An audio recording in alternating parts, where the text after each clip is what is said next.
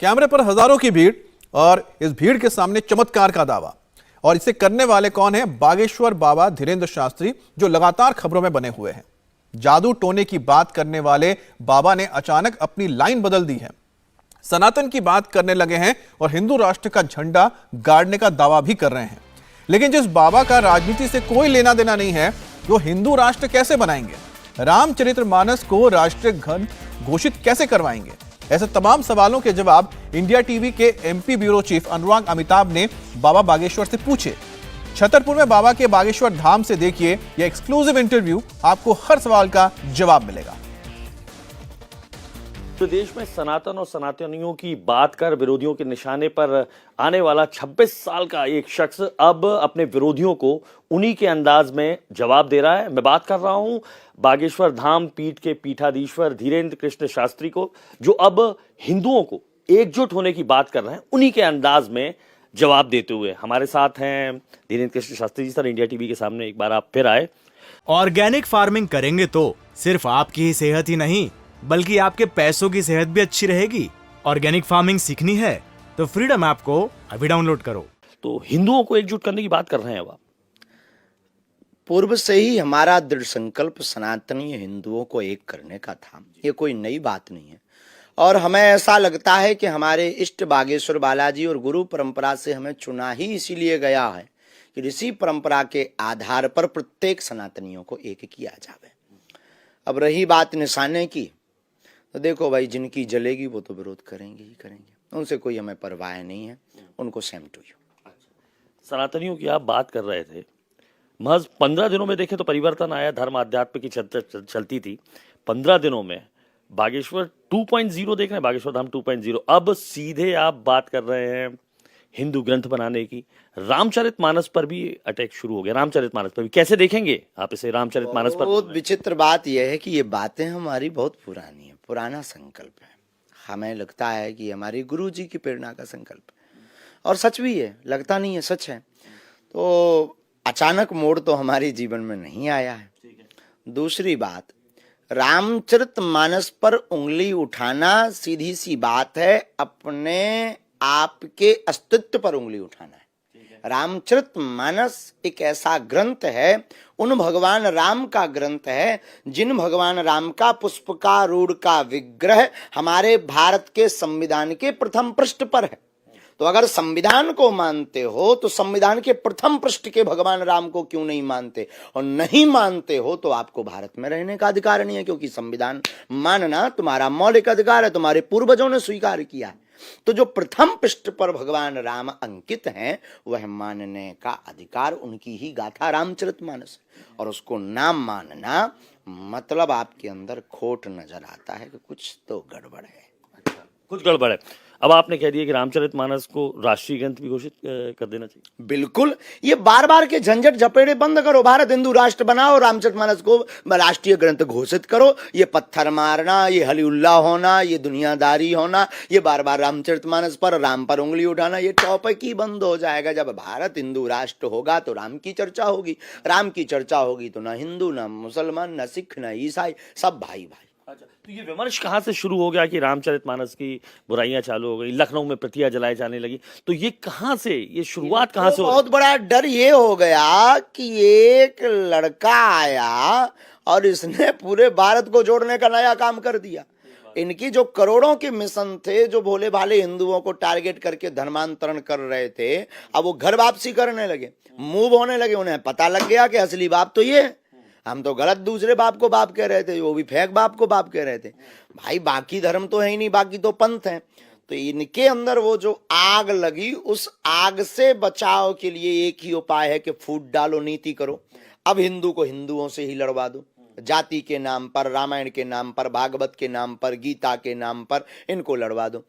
विषय ये है कि जिन महोदय ने ये उंगली उठाई है, उनकी गलती नहीं है, उनके पीछे ये जो टीम है उनकी गलती है। ये इंटरनेशनल साजिश है। अच्छा, उनको इसमें दिक्कत हो गई, और भी पंथ हैं, उनकी किताबों पर उंगली उठाओ, भाई साहब को नानी याद आ जाएगी, घर छूट जाएगा। अच्छा, तो इंटरनेशनल साजिश, मतलब भारत में तो साजिश थी, इंटरनेशनली साजिश है। प्लान क्या दिखाई दे रहा है उन लोगों का आपको? विदेशी पैसा और बहुत बड़ी टीम लगी हुई है। जो ऐसा कार्य कर रही है। और हमको तो ये भी दिखाई दे रहा है कि अभी ये जातिवाद फैलाएंगे भयंकर वाला। स्वामी प्रसाद मौर्य ने बयान इसी तरीके का दिया है। अब उनकी ये निजी विचारधारा है। हम तो सर्वधर्म समन्वय और सर्व सामाजिक समरसता पर जीते हैं। वर्ण से की व्यवस्था में हम ब्राह्मण हैं, लेकिन हम अपने आप को कभी ब्राह्मण नहीं बताते हैं। सर्व सामाजिक समरसता और हमारे अंदर कूट कूट करके भरी है। हम सबको लेकर चलते हैं और सबको एकजुट करने की तैयारी। सामाजिक समरसता की अगर हम बात करें तो तुलसीदास जी के रामचरितमानस के जिस दोहे पर ये हो रहा है, चौपाई पर ढोल गवार शूद्र, तो मैं राम कथा वाचक धीरेन्द्र कृष्ण शास्त्री से ही पूछना चाहूंगा, दरअसल इसकी व्याख्या कैसे करें? मानस की इसकी व्याख्या बहुत सीधी और सरल है। ढोल गवार शूद्र पशु नारी सकल ताड़ना के अधिकारी। ताड़ना का अर्थ पीटना नहीं है, ताड़ना का अर्थ है दृष्टि पर नजर, उस इन चार पर नजर रखना। ताड़ते ना भैया, तुम हमें ताड़ो मत, नजर रखना है। ढोल का मतलब अगर उस पर दृष्टि रख करके अगर नहीं बजाओगे तो बेसुरा बजेगा। गवार पर नजर नहीं रखोगे तो वो गवार पना कर देगा, काम बर्बाद कर देगा। शूद्र का मतलब सेवक है और प्रत्येक मानव के अंदर ही चारों वर्ण है। मुख से ब्राह्मण, हाथ से क्षत्रिय, पेट से वैश्य और चरणों से सेवक। चारों वर्ण प्रत्येक मनुष्य के अंदर व्याप्त हैं। तो सेवक को भी अगर ताड़ोगे नहीं तो वो बहक जाएगा, चोरी कर लेगा। नारी विरोधी भी नहीं है गोस्वामी जी, क्योंकि वंदे वाणी विनायक को प्रारंभ में ही माँ सरस्वती की वंदना करते हैं, गणेश जी की बाद में। और नारी को ताड़ने का अर्थ है कि अगर स्त्री पर दृष्टि रखेंगे तो वो बहकेगी नहीं, क्योंकि वो भोले होते हैं, भावनाओं में बह जाती हैं। तो गोस्वामी तुलसीदास जी का किंचित मात्र भी ध्येय गलत नहीं है। दूसरा मत ये है, रामचरितमानस में भी बीच में बहुत छेड़ाखानी की गई है, तो बेमनस्ता फैलाने के लिए इन सब का प्रयोग किया गया है। ये भी कहा जाता है कि तुलसीदास जी रामायण की जब बात कर रहे हैं, राम की गाथा सुना रहे हैं, माँ सीता की बात कर रहे हैं, तो जहां माँ सीता की बात कर रहे हैं वहां महिला का अपमान कैसे करेंगे? जो स्वामी तुलसीदास जी प्रारंभ में ही माँ सरस्वती की वंदना, सीता राम गुण ग्राम पुण्यारण्य विहारणों की चर्चा, उद्भव स्थिति संहार कारणिम कलेश हारणिम, इन श्लोकों से वंदना कर रहे हैं, वो भला तुलसीदास जी गोस्वामी जी स्त्री विरोधी, नारी विरोधी भला कैसे हो सकते हैं?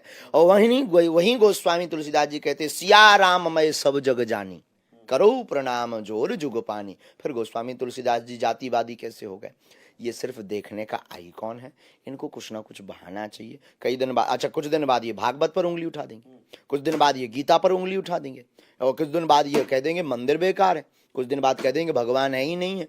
और इन्होंने तो अयोध्या के राम को भी नहीं माना। तो क्या करें हम सब हिंदू, सब ये सब छोड़ दें? आप जो बोल रहे हैं ये लोग, तो यही लोग, ये लोग कौन है? ये लोग जो ये उंगली उठा रहे हैं, ये लोग जो इनका सपोर्ट कर रहे हैं, ये लोग जो रामचरितमानस का खंडन कर रहे हैं, ये लोग जो रामचरितमानस को हमारे भारत की संस्कृति को जलाने का, तोड़ने का प्रयास कर रहे हैं, ये लोग वामपंथी, ये लोग मतलब धर्म विरोधी, ये लोग मतलब रावण के खानदान के बड़े नेता हैं। एक उन्होंने भी कहा है, योगी आदित्यनाथ से ही कह दिया है कि शूद्र की व्याख्या अब आपको करनी पड़ेगी। राजनीतिक व्यक्ति पर हमारा कोई टिप्पणी नहीं होता है, सिर्फ अध्यात्म पर।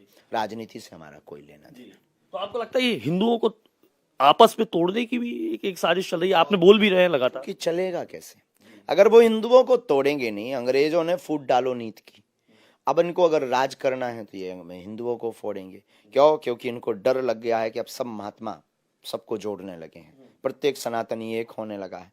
एक हो जाएंगे तो सनातनियों के कारण से भारत हिंदू राष्ट्र बन जाएगा। तो इसके पीछे एक बहुत बड़ी टीम है। अच्छा, आपने लगातार लव जिहाद की बात भी की, धर्मांतरण की भी बात की। कुछ मुस्लिम लोग भी सामने आए, वो कह रहे हैं कि धर्मांतरण की बात तो आपके यहाँ भी हो रही है। घर वापसी धर्मांतरण नहीं है। हम तो बुलाने नहीं जाते, हम तो ऐसा कहते नहीं कि एक व्यक्ति को छुओगे 25 को करंट लग जाएगा, करके गिर जाएंगे। हम तो ये सब करते नहीं है। हमने धर्मांतरण की कभी बात नहीं की, हमने सनातन धर्म में घर वापसी की बात की। धर्मांतरण ये कहलाता है चमत्कार दिखाकर, ट्रिक दिखाकर, पैसा देकर, लालच, भय, बस ठीक हो जाने के नाम पर तुम धर्म बदल कर हमारे में आ जाओ, ये धर्मांतरण है। और कोई अगर देख कर आ रहा तो ये घर वापसी है। तो सनातन में घर वापसी होती है, धर्मांतरण सनातनी कभी करते ही नहीं है, जरूरत ही नहीं है। छत्तीसगढ़ के कांग्रेस के नेता तो कहते हैं, आप सबूत अगर ऐसे बता दें आप कि वो कोई धर्मांतरण हो रहा हो। पे हमने कहा अच्छा ठीक है, तो पॉलिटिक्स से इतर आए। आपने मध्य प्रदेश में भी धर्मांतरण ऐसे देखे लगातार होता? 360 परिवारों की घर वापसी करवाई, पुनः करवाने जाना बिल्कुल। किस तरीके से, किस तरीके कैसे? ये लोग क्या करते हैं, हॉस्पिटल के नाम पर, दवाई के नाम पर ये लोग कोई जल सिद्ध करते हैं। उस जल में उनका कहना है कि जो डुबकी लगा, बैप्टिज्म कहलाता है, जो बपतिस्मा, बपतिस्मा। अब भगवान जाने, हमें तो इन 3-13 में पढ़ना नहीं है, ठीक है, पवित्र मुंह से नाम भी नहीं लेना है हमें। तो वो जो है उस जल के माध्यम से तीनों लोगों की दर्शन करवाते हैं। अब भगवान जाने जल में क्या है, ईश्वर जाने। और कोई मोर पंख से सब फूफा कर देता है। तो इन लोगों ने स्वांग रच के अपने प्लांटेड लोग रखते हैं, एक को छूते हैं तो वो 25 को करंट लग के वो गिर जाता है। अच्छा। उनको दिए जाते हैं 200-200 रुपया कि तुम्हें गिरना ही है, हम छुए तुम्हें गिर पड़ना है। तो वो गिर पड़ते हैं। अब बेचारे भोले भाले हिंदू लोग, उनने देखा कि वो ऐसे कहते फू, रूमाल से भूत निकाल देते। वो रूमाल छुपाओ और भूत बाधा खत्म, पानी पियो कैंसर खत्म। आगे को लगो हम मंत्र चिकित्सा प्रयोग करके जो प्राचीन पद्धति है उसमें भी कई बार कैंसर ठीक नहीं हो पाऊ था, फिर बता दे भैया दवा लो साथ में और दुआ लो तब ठीक हुई है। लेकिन भी तो खान लगा पानी भर पी लो और बिल्कुल बिल्कुल ठीक हो जाए। और हद ये है कि एक बार में हंसी आ रही थी कि जो दूसरों को चला रहे थे उन्हीं के एक गुरुजी हैं, वो जो व्हील चेयर पे चल रहे थे। अच्छा। हाँ, तो हमने खबर भिजवाई एक सज्जन से कि वो जो तुम्हारे पंथ के गुरुजी हैं उनसे कहो कि वो तुम्हारा जो लौंडा है वो दूसरों को ठीक कर रहा है, ये जो काय को व्हील चेयर पे चल रहा है नहीं को ठीक करवा दो। हम कभी दावा नहीं करते, अगर ये टिप्पणी हम पर उठाई जाए हम कभी दावा नहीं करते कि हम ठीक कर देंगे, हम अपने इष्ट से प्रार्थना करते हैं। तो ये भोले भाले लोगों को प्रायोजित ढंग से पैसा देकर, लालच देकर, गरीब लोग हैं वो बेचारे आ जाते हैं तो वो धर्म परिवर्तन कर लेते हैं। तो आपको मारने की धमकियां भी मिल रही हैं, तो धीरेन्द्र ब्रह्मचारी को मारने की कोशिश क्यों होगी, क्यों? अब इसीलिए क्योंकि उनके मिशन में हम ही सबसे बड़े रोड़ा हैं। उनकी एक तो बजरंगबली थे, उनने रावण की लंका में आग लगाई थी, एक हमने उनकी लंका में आग छुपा दी। इनकी जितनी लंका जितने अस्तित्व थे, इनके अस्तित्व चमत्कारों में थे। अब वो चमत्कार हमने बता दो कि असली बाप जो आए बागेश्वर, अपने हनुमान जी कौन कमाए, और देवता चित्त न धरी, हनुमत से ही सर्व सुख करी, रामदूत अतुलित बलधामा। हमने कहा देख लो जो है तुम्हारा बाप। अब उनके भी जितने सिस्टम हथे भी हो गए फेल। अब फेल हो गए, सो जो धर्मांतरण कर रहे थे वे सब समझ गए कि असली बाप तो ये है बालाजी, बेफिजूली में अपन को तो पाखंड में ले जा रहे थे। अब जो है उनको डर लगा कि हमने करोड़ों खर्च किए और एक 26 साल का लड़का आया और पूरा पानी फेर रहा है।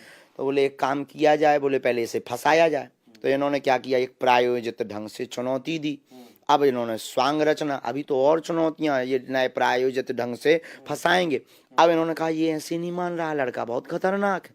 अब खतरनाक क्यों ना हो, जिसका गुरु बलवान चेला पहलवान, तो अपने ऊपर तो बालाजी को हाथ है, तो ये तो लंका तक शंका नहीं, हमें कौन डरने, हमें ढटिया बारने, नाक हमें काट देने।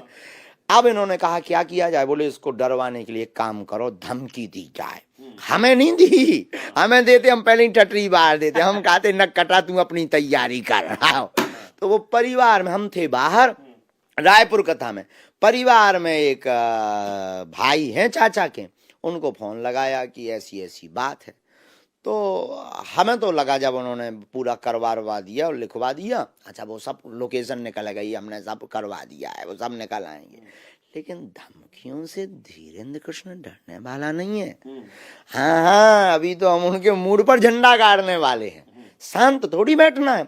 जब तक हम दिन ना रात सोएंगे नहीं, जब तक भारत का प्रत्येक हिंदू एक नहीं हो जाएगा, भारत हिंदू राष्ट्र नहीं बन जाएगा। 26 साल का धीरेन्द्र शास्त्री मूड पर झंडा बांधकर, मतलब बुंदेलखंडी शब्द मूड, हिंदी में बता देता हूँ, सर पर झंडा बांधकर हिंदू राष्ट्र बनाएगा। कैसे बनाएगा हिंदू राष्ट्र? हम नहीं बनाएंगे, हम राजनेता नहीं है, हम सरकार नहीं है, हम अदालत। कैसे प्रेरित करेंगे? लेकिन हम लोगों को जगाएंगे, रामचरित मानस के आधार पर, ऋषि परंपरा के दरबार की कृपा दिखाकर और बालाजी की कृपा को बताकर, और हिंदुओं के साथ जो शोषण हो रहा उस शोषण को बता करके कि तुम्हें कितना बार बार टारगेट किया जा रहा, हमारे संतों को कितना दुख दिया।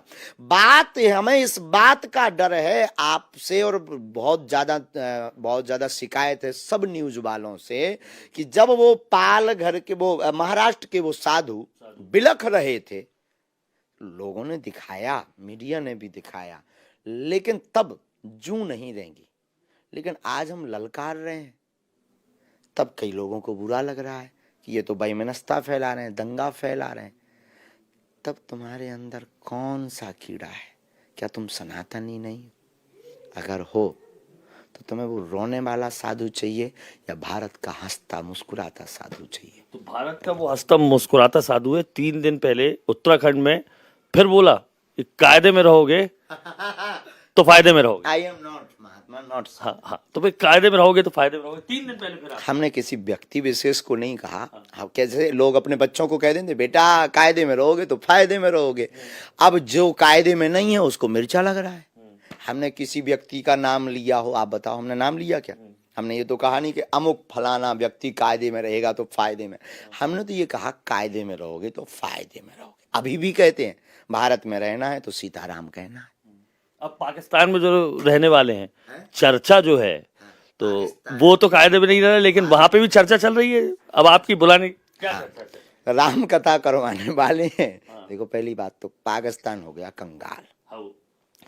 पाकिस्तान के होने 4 टुकड़ा। अब वो भारत अखंड की ओर बढ़ रहा है। देखो हनुमान जी लंका गए थे, सुबह अच्छे से बाहर के आए थे। अब बागेश्वर वाले हनुमान जी उठे, उन्हें कौन छोड़ना जी? जितने विरोधी हैं सबके भीतर लंका बाहर है। सबके भीतर लंका तो बची। अभी एक सवाल और छोटू सा आ जाता है। बहुत बात चल रही है कि गृहस्थी भी अब बसने हैं, शादी भी होने हैं बागेश्वर धाम की। कब होने जा रही है? अब जनता देख रही है, पूछ रही है। बुंदेलखंडी में पूछ रहा हूँ मैं आपसे कि आखिर कब हो रही शादी? तो यही से तो हम बोल रहे हैं कि शादी कब हो रही? देखो भीतर की नसें गड़बड़ा गई। तो शादी कब हो रही बागेश्वर धाम बार? कहता हूँ जल्दी होने। और अबे अकेले का भैया बुराई लग रहा है कहा अच्छे का सब कह रहे भैया, जितने लोग आ रहे भी कह रहे कब हुई है इनकी शादी, कब हुई है? 26 की हो गए। हमारी शादी से की को घर बसने, हमारा बसने बहुत जल्दी हुई है। सबका बता भी हम भैया दौड़ नगाड़े बजा के बहुत जल्दी बब्बाजू कृपा करें। गुरुजी बोले ब्याह करने अपना विवाह करने हैं। शादी को मतलब ये है कल के दिन कोई भी व्यक्ति किसी भी प्रकार से उंगली ना उठाए, हमारे सिद्धांत और हमारे संकल्प पूर्ण हो, ऐसी हमें अपनी बालाजी की प्रेरणा है। हम प्रत्येक सनातनी को कहेंगे तुम मेरा साथ दो, अपन हिंदू राष्ट्र देंगे। अब आखिरी एक सवाल बस है। हिंदू राष्ट्र की बात आपने कहा, आशीर्वाद बालाजी का भी है।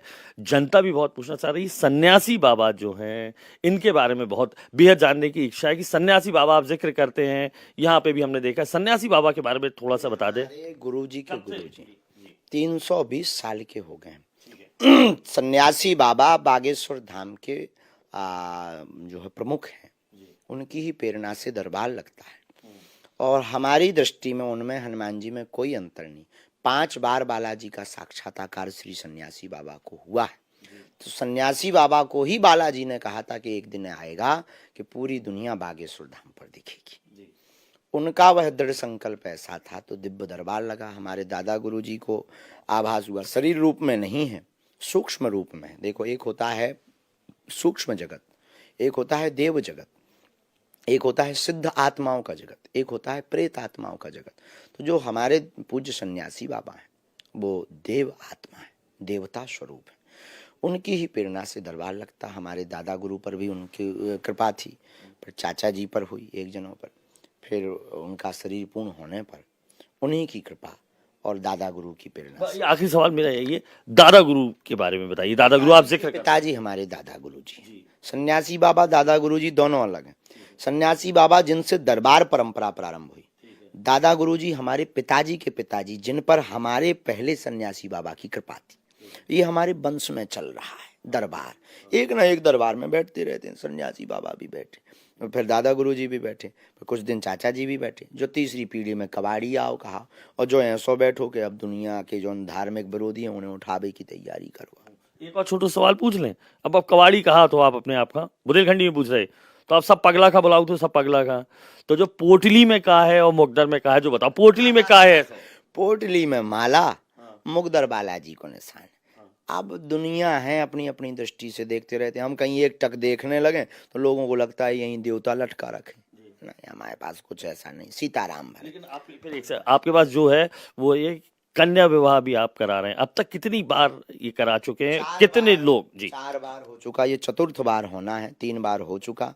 100, 50, 51 और 21 बेटियों का विवाह प्रारंभ में हुआ, फिर 51 का, फिर पिछले साल 108 का, अब इस बार 121 बेटी। चिन्हित कैसे करते हैं, किनको लाना है, कहाँ से, क्या क्या सिस्टम? बागेश्वर धाम का मंडल है, मंडल को सेवा दे देते हैं। जिनके माता पिता नहीं है, घर जाकर निरीक्षण करवाते हैं बेटियों का, तो घर पर वो जाते हैं, निरीक्षण करते हैं। मंडल है, हम तो कहवार देते हैं, जयकारा लगा देते हैं। सब बच्चे से उस मंडल जोड़ करके उनको चिन्हित करता है कि पात्र हैं या अपात्र हैं। जिनके माता पिता नहीं, दीनहीन है, कोई सहारा नहीं, उन बेटियों का घर वर वही देखते हैं। पूरी व्यवस्था बागेश्वर इस बार मोटरसाइकिल छोड़कर सब दे रहे हैं, fridge, TV, cooler. Organic farming करेंगे तो सिर्फ आपकी ही सेहत ही नहीं बल्कि आपके पैसों की सेहत भी अच्छी रहेगी। ऑर्गेनिक फार्मिंग सीखनी है तो फ्रीडम ऐप को अभी डाउनलोड करो। डबल बेड, सोफा और किचन सेट और जो है मिक्सी, आयरन, सब कुछ पूरी गृहस्थी का सामग्री बागेश्वर बालाजी के चरणों के प्रताप से पूरा परिवार दे रहा है। और बाकी बचा खुचा अगली बार अगर मोटरसाइकिल की इच्छा हुई है तो इंडिया टीवी से कहेंगे कि तुम भी कुछ कन्याओं का विवाह करवाओ। तो ये थे हमारे साथ बागेश्वर धाम के पीठाधीश्वर धीरेन्द्र कृष्ण शास्त्री जी। अंदाज अब भी वही है, हालांकि जान से मारने की धमकी हो या इंटरनेशनल साजिशों की, मुस्कुराहट कम नहीं हुई है। विरोधियों को भी वैसे ही जवाब देते हैं और तमाम न्यूज चैनल्स को भी उसी बेबाकी से जवाब देते हैं। राष्ट्रीय ग्रंथ घोषित करने की बात कर रहे हैं रामचरितमानस पर, और रामचरितमानस पर खुलकर बोल रहे हैं और उनका साथ देने अब तमाम, चाहे उमा भारती हो या योगी आदित्यनाथ हो, तमाम लोग सामने आ रहे हैं। और अगली बार भी हम बहुत जल्द बागेश्वर धाम के पीठाधीश्वर से इसी अंदाज में मिलेंगे।